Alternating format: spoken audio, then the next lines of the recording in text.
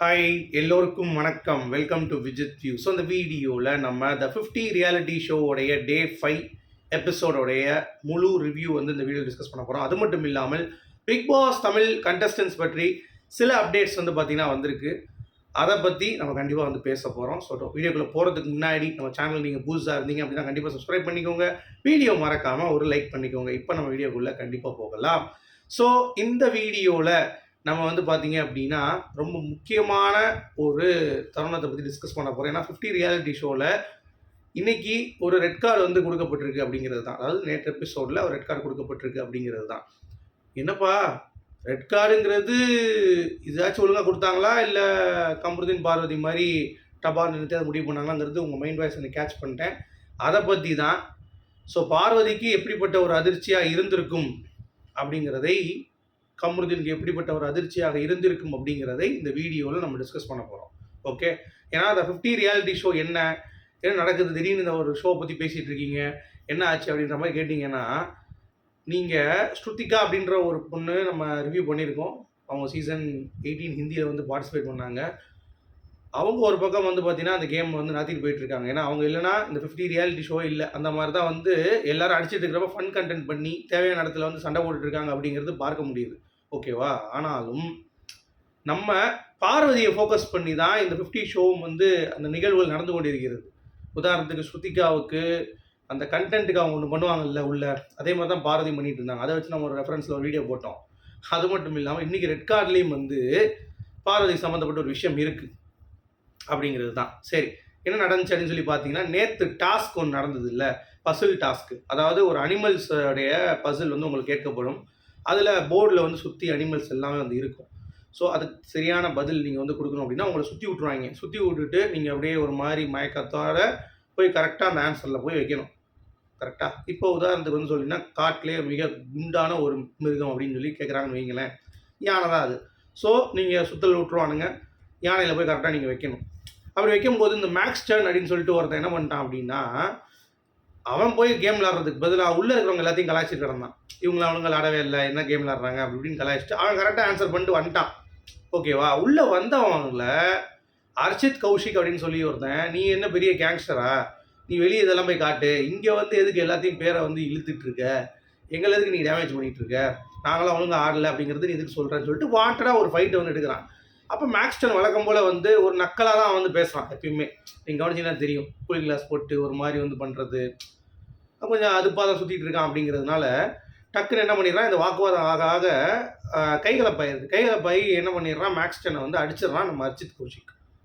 உடனே என்ன பண்ணிடுறான், லயன் மூஞ்சி இருக்கார்ல, அவர் சும்மா இருப்பாரா, அந்த பூச்சாண்டி வந்து கம்பு எடுத்துட்டு வந்துடுறாப்புல. வந்துட்டு என்ன அப்படின்னு சொல்லி கேட்குறப்ப, இல்லை என் இதில் வயலன்ஸ் வந்து இருக்கக்கூடாது, ஏன் இப்படி அடிச்சிங்க அப்படின்னு சொல்லி. ஏன்னா அவன் அடிச்சு அடி நீங்கள் பார்த்தீங்கன்னா ஒரு கேம் ஒரு பாயிண்ட் ஆஃப் வியூவில் இருக்காது, அது கேமே கிடையாது, சும்மா வந்து அடிச்சுட்டு இருக்கிறப்ப சண்டை போட்டாங்க. இப்போ உதாரணத்துக்கு சொல்லணுன்னா, நம்ம பிக் பாஸில் இப்போ ரீசெண்டாக கமருதீன், பிரஜின், அப்புறம் பிரவீன் ராஜ் ஒரு ஃபைட் பண்ணி கிரியேட் பண்ணி ப்ராங்க் பண்ணாங்க பார்த்தீங்களா, அதனுடைய எக்ஸ்டென்ஷன் தான் இது. இப்போ பார்த்துக்கோங்க, ப்ராங்கே நம்மளால் அது பார்க்க முடியல, பயங்கரமாக இருந்ததுல்ல. அதே மாதிரி இங்கேயும் வந்து சரியான சம்பவம் வந்து பண்ணிட்டாங்க. உடனே என்ன பண்ணிட்டார், லயன் வந்து என்ன பண்ணிட்டாரு, வயலன்ஸ் ஆகிடுச்சுன்னு சொல்லிட்டு அர்ச்சித் கௌஷிக்கு வந்து ரெட் கார்டு கொடுத்து அனுப்பி விட்டார். என்னடா அப்படின்ற மாதிரி ஆகிப்போச்சு.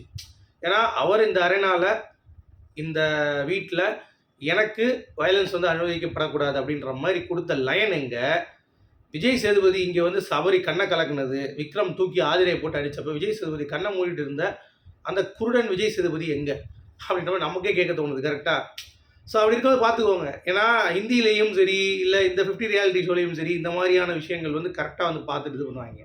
இதே ஒரு கேமில் வந்து தள்ளி விடுறப்ப கால் வச்சிருச்சு, தப்பு தான், தப்பு இல்லைன்னு நான் சொல்ல வரல. பட் இவ்வளோ விஷயங்களை மறந்துட்டு அந்த இதுக்கு ஒரு ரெட் கார்டு கொடுத்தாங்கல்ல, அதுதான் நாங்கள் தப்புன்னு சொல்கிறோம். கரெக்டாக? அதே மாதிரி பாரதிக்கு அப்போ எவ்வளோ அதிர்ச்சியாக இருந்திருக்கும். அப்போ இந்த மாதிரிலாம் ரெட் கார்டு கொடுப்பாங்களா, உடனே ரெட் கார்டு கொடுப்பாங்களா, நமக்கு நம்ம சீசனில் கொடுக்கவே இல்லையே. இந்த மாதிரி மேனிபுலேட் பண்ணாங்க, கேமுங்கிற பேரில் நம்மளை வந்து கொலை குத்துறது, அதாவது கொஞ்சம் அடித்தாலும் கண் பார்வை போயிருக்குன்ற மாதிரி பார்வதி சொன்னாங்கல்ல. ஸோ அப்போல்லாம் அவங்க எவ்வளோ ஃபீல் பண்ணியிருப்பாங்க அதை நினைத்து. இப்போ இந்த ப்ரோக்ராம் நீங்கள் பார்க்கும்போது நீங்கள் ரேட் பண்ணி பாருங்களேன், அவ்வளோ தூரம் வந்து பார்வதிக்கு வந்து ஒரு டஃப் இருக்குது அப்படிங்கிறது உங்களால் வந்து பார்க்க முடியுதா? இதே மாதிரியே விஜய் சேதுபதியும் பிக் பாஸ் டீமும் இந்த ரெட் கார்டை கொடுத்துருந்தாங்க அப்படின்னா இவ்வளோ தூரம் பேச்சு வந்திருக்குமா? இல்லை பார்வதி தான் இப்போ இப்படி விளாண்டுருப்பாங்களா, கமருதீன் கூட காலை வச்சு எத்தி வச்சிருப்பாங்களா? எல்லாமே இவங்க பண்ணது தான் காரணம். இதுக்கு முன்னாடி பண்ணவங்க எல்லாத்தையுமே இந்த கில்லர் காயின் டாஸ்க் தான் எப்படி பண்ணானுங்க, அதுக்கெல்லாம் அந்த ஒரு வார்னிங் கூட கொடுக்கல அந்த விஜய் சேதுபதியும் பிக் பாஸ் மூதேவியும். ஸோ அப்படிப்பட்ட நபர்கள் இதை என்கரேஜ் பண்ணதுனால தான் பாரதிய கமருதீன் வந்து செஞ்சுருக்காங்க அப்படிங்கிறது பார்க்க முடியுது. ஸோ அதனால கமருதீன் சரி பாரதியும் சரி இதெல்லாம் பார்க்கும்போது இந்த ஷோலாம் பார்க்கும்போது ஏன்னா அது எனக்கே ரொம்ப அதிர்ச்சியாக இருக்கேன் அப்படின்ற மாதிரி ஃபீல் பண்ணியிருப்பாங்க அப்படிங்கிறது எத்தனை பேர் வந்து உணர்ந்தீங்க அப்படிங்கிறது தான். அது மட்டும் இல்லாமல் மக்கள் யாரை கொண்டாடுறாங்க, மக்கள் யாரை கொண்டாடலைங்கிறது நீங்கள் கமெண்ட்லேயே தெரிஞ்சிடும். இப்போ நீங்கள் உதாரணம் சொல்லணும்னா இந்த பிடிஒய் டைட்டில் ஒன்று போய் கமெண்ட் கீழே பாருங்களேன், ஃபுல்லாக கழுவி ஊற்றிருப்பாங்க, நீ எல்லாம் ஒரு ஆளா, நீ எல்லாம் ஒரு வேஸ்ட் அப்படி இப்படின்ட்டு. அதே மாதிரி ஒரு சில பாசிட்டிவ் கமெண்ட்ஸ் ஆச்சு இப்போ திவ்யாவுக்கு இருந்துச்சு, அது வரைக்கும் கொஞ்சம் பாராட்டலாம். திவ்யாவுக்கு வந்து மிக்ஸ்டாக தான் இருந்தது. ஆனால் இந்த விக்ரமுக்கும் இந்த இப்போ ரீசெண்டாக ஒரு மூவி அரோரான ஒரு சிங்கிளர் ஒரு வீடியோ போட்டிருக்கு, அதுக்கு அடுத்த வீடியோவில் நான் பதில் சொல்கிறேன் ஓகேவா. அதுக்கு அப்புறம் வரிசையாக சாண்ட்ராக எல்லாத்துக்குமே பாதிக்கு பாதி இல்லை, full and full negative comments தான் வந்து இருக்குது அப்படிங்கிறது பார்க்க முடியுது. இதில் நீங்கள் சிம்பிளாக புரிஞ்சுக்கலாம். கானா வினோத் மக்களின் வெற்றியாளர், ஷோ ரன்னர் பார்வதி, இந்த 2 பேர் தான் வந்து பார்த்தீங்கன்னா, அப்புறம் கமருதீனுக்கும் பாசிட்டிவ் வந்து இருக்குது அப்படிங்கிறது. 3 பேர் தான் இந்த சீசன் வந்து நம்ம டேக் அவே பண்ணிட்டு போகணும் அப்படிங்கிறது தான் பாயிண்ட். கரெக்டாக? சரி, இப்போ நம்ம எங்கேயோ போயிட்டோம். நான் என்ன சொல்ல வரேன்னா, இந்த மாதிரி ரெட் கார்டு முதல்லையே இந்த ரியாலிட்டி ஷோவில் பண்ண மாதிரி பண்ணியிருக்கணும் நம்ம தமிழ்லையும் அப்படிங்கிறது தான் என்னுடைய ஒரு கூற்றாக இருக்கிறது. சரி, இப்போ என்னென்னா இந்த டாஸ்க் முடிஞ்சு அப்புறம் என்ன பண்ணுறாரு, லயனும் ஃபாக்ஸுன்னு கூட 2 பொண்ணுங்க சுற்றிட்டு இருக்கும் சரியா. சும்மா வந்துட்டு அப்படியே பேசிகிட்டே இருக்கும்போது ஸ்ருதிகா சும்மா இல்லாமல் அந்த ஃபாக்ஸை போய் மூஞ்சை தொட்டு பார்த்தோன்னே ஃபாக்ஸ் கடுப்பாயிருது, நீ வா மேலே சொல்லிட்டு மேலே தூக்கிட்டு போயிடுது. மேலே தூக்கிட்டு அந்த பூச்சாண்டி உட்காந்துருக்கான், லைன் பூச்சாண்டி உட்காந்து பார்த்துட்டு இருக்கான். ஸ்ருதிகா பார்த்துட்டு சும்மா இருப்பாங்களா? ஐயோ, நான் லைனை இவ்வளோ க்ளோஸாக பார்த்தது இல்லையே. எப்பயும் வந்து நாங்கள் கீழே இருப்போம், மேலே அவர் நின்று வந்து அப்படின்ட்டு அப்படின்ட்டு கிடப்பான். பட் இப்போ வந்து ரொம்ப க்ளோஸாக பார்க்க சொல்லி லைனை வந்து கலாய்ச்சிட்டு இருக்காங்க. இப்போ லைன் வந்து ஒரு டேர்ம்ஸ் கண்டிஷன் போடுறான், என்னன்னா இந்த ஃபாக்ஸை நீ வந்து ஜெயிச்சிட்ட அப்படின்னா உனக்கு 50,000, தோத்துட்டு அப்படின்னா உன் அக்கௌண்ட்லேருந்து இந்த இவங்க ஃபேன்ஸ்க்காக விளையாண்டாங்க ஒரு கேம், அதில் ஜெயிச்சாங்க ஒரு காசு 2 லட்சம் 3 லட்சம் ஜெயிச்சிருந்தாங்க, அதுலேருந்து 50,000 கழிச்சு கொண்டாங்க. ஐயோ, வந்து லயன் கிட்ட இவங்க டீலிங் பேசுகிறாங்க, யார் நம்ம ஸ்ருதிகா. இங்கே பாருங்க லயன், அதெல்லாம் நமக்கு செட் ஆகாது, நான் ஜெயிச்சா நான் 50,000 எடுத்துக்கிறேன், தோத்த இடந்து காசு எடுக்கக்கூடாது அப்படின்னா நீ என் கேம் விளையாடு அப்படின்ற மாதிரி வந்து லைன் மிரட்டிதார். ஒன்று சரி லைன், நீங்கள் சொல்கிறது நான் செஞ்சுறேன்னு சொல்லிட்டு அந்த ஃபாக்ஸை வந்து தோக்கடிச்சிட்டாங்க ஸ்ருதிகா. இதை பார்த்துட்டு இருந்த ரஜத் வந்து பார்த்தீங்கன்னா பார்த்தியா ஸ்ருதிகா லைன் கிட்டே டீல் பேசுகிறான் அப்படின்ற மாதிரி அங்கே வந்து பேசிகிட்டு இருந்தாங்க அப்படிங்கிறது பார்க்க முடிஞ்சிச்சு சரியா. அதுக்கடுத்து லோகேஷ் அப்படின்னு சொல்லி ஒருத்தன் விளையாடுறான். அவனுக்கு வந்து பார்த்தீங்கன்னா அவன் லைன் ஃபாக்ஸ் வரல, அவனுக்கு வந்து கிரேட் காலி வந்துட்டார், அவனால் ஜெயிக்க முடியல. அடுத்து 2 பெண்கள் வந்து விளையாண்டாங்க. அவங்க 2 பெண்கள் 2 கையில் வச்சு இது பண்ணாமல் இன்னொரு கையை வச்சு கூட புஷ் பண்ணாங்க. காளியை ஒன்றும் பண்ண முடியல. பட் காளி வந்து பெண்கள்னா என் கண்கள் அப்படின்ற மாதிரி பெண்களுக்காக விட்டு கொடுத்துட்டார் காளி. உடனே டபால்னு வந்து கீழே விழுந்துருச்சு கை. என்ன தோத்துட்டீங்க அப்படின்ற மாதிரி அந்த பெண்கள் கேட்கும் பொழுது அதெல்லாம் விடுமா, பெண்கள் கிட்ட நான் வந்து அப்படின்னு சொல்லிட்டு அதுக்கடுத்து காளி கூட வந்து கேம் விளாட்றாங்க. கேம் விளாண்டு அதில் ஒரு என்ன சொல்கிறது கொஞ்சம் லாஸ் பண்ணுறாங்க, ஓரளவுக்கு வந்து ஜெயிக்கவும் செய்கிறாங்க அப்படிங்கிறது பார்க்க முடியுது. ரொம்ப ஓவராலாக ஃபன்னான எபிசோடாக தான் போச்சு. அந்த ரெட் கார்டு இன்சிடென்ட்ஸ் தவிர அதுக்கடுத்து நடந்த விஷயங்கள் எல்லாமே இந்த கிரேட் காளி விளையாடுறது, ஸ்ருதிகாவுடைய ஃபன் செஷனு ஓகேங்களா. இந்த கிரேட் காளி வந்து எல்லாருக்கிட்டையும் சந்திச்சார், வந்து திருப்பி மேலே லைன் வந்து பார்ப்பார்ல அந்த இடத்துல வந்து எல்லாத்தையும் சந்தித்து எல்லாருக்கிட்டையும் பேசி ரொம்ப ஃபன்னாக வந்து எடுத்துகிட்டு போயிட்டு இருந்தார் அப்படிங்கிறது பார்க்க முடிஞ்சிச்சு. ஸோ இதெல்லாம் முடிஞ்சு ஒரு டாஸ்க் வந்து நடக்குது. அதை இன்றைக்கி எபிசோட் நைட்டு தான் வந்து போடுவாங்க. நான் பார்த்துட்டு அது என்னென்னு சொல்கிறேன் உங்களுக்கு ஓகேங்களா. ஸோ அது வந்து உங்களுக்கு கிளாரிட்டி தெளிவாக நான் வந்து கொடுக்குறேன். ஸோ ஆக மொத்தம் 5 நாளில் 4 எலிமினேஷன் வந்திருக்கு. ரெட் கார்டில் அர்ச்சித் வந்து எலிமினேட் பண்ணிட்டாங்க, நேற்று 2 பேர் எலிமினேட் பண்ணாங்க, அதுக்கு முந்தின நாள் 1 ஓகேவா. ஸோ டோட்டலாக வந்து 4 பேர் வந்து இந்த வீட்டை விட்டு வெளியேறிருக்காங்க அப்படிங்கிறது பார்க்க முடியுது ஓகே.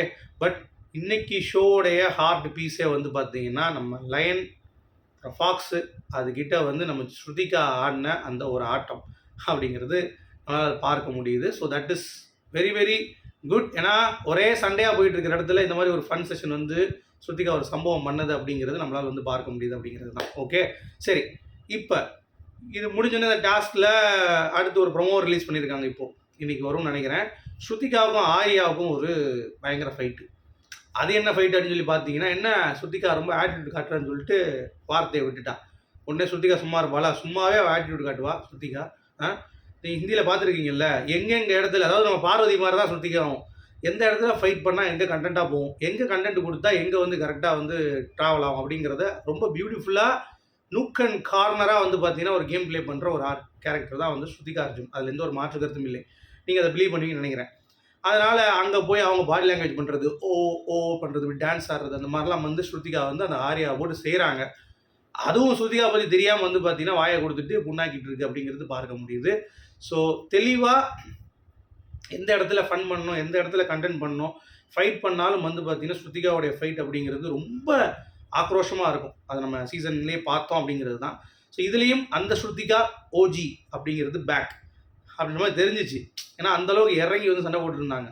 ஒன்றும் கேட்கல, என்ன வர வர ஆட்டிடியூட் ஒரு மாதிரி இருக்குது, ஒரு இடத்துல நீ இதாக பேசுகிற, ஒரு இடத்துல வந்து ரொம்ப ஆட்டிடியூடாக பேசுகிற, ஆமாம் நான் அப்படி தான் இருப்பேன், நீ யார் அதை பற்றி பேசுகிறதுக்கு, இந்த ஷோவே அதுதானே அப்படின்ற மாதிரி 4 ஆட்டிடியூட்லாம் காட்டல, நீ கம்மியாக பேசு, என்கிட்ட இப்படிலாம் வந்து பேசுறது அப்படின்ற மாதிரிலாம் வந்து வேறு லெவலில் செஞ்சு விட்டாங்க ஸ்ருதிகா அப்படிங்கிறது தான். ஸோ இந்த ஷோ மக்கள் கொஞ்சம் பார்க்க ஆரம்பிங்க. நான் வந்து ரெக்வஸ்ட் பண்ணுறதுன்னா பிக் பாஸ் ஆடியன்ஸ் இப்போ நீங்கள் பார்த்துட்டு இருக்கீங்கல்ல, எல்லாருமே இந்த ஷோவை நீங்கள் பார்க்க ஆரம்பிச்சிங்கன்னா கொஞ்சம் எனக்கும் வந்து பார்த்தீங்கன்னா ஒரு பண்ணுறதுக்கு ஒரு இது தோணும். ஏன்னா இந்த ஷோ பொறுத்த வரைக்கும் நம்ம லைவில் வந்து பேசுகிறதுக்கு மக்கள் இதில் எனக்கு கனெக்ட் ஆகி நிறைய பேர் பார்த்தா தான் நான் வந்து பண்ண முடியும். அதனால் நீங்கள் சப்போர்ட் பண்ணி வச்சுட்டு இந்த வீடியோ நான் முடிக்கிறேன். உங்களுடைய கருத்து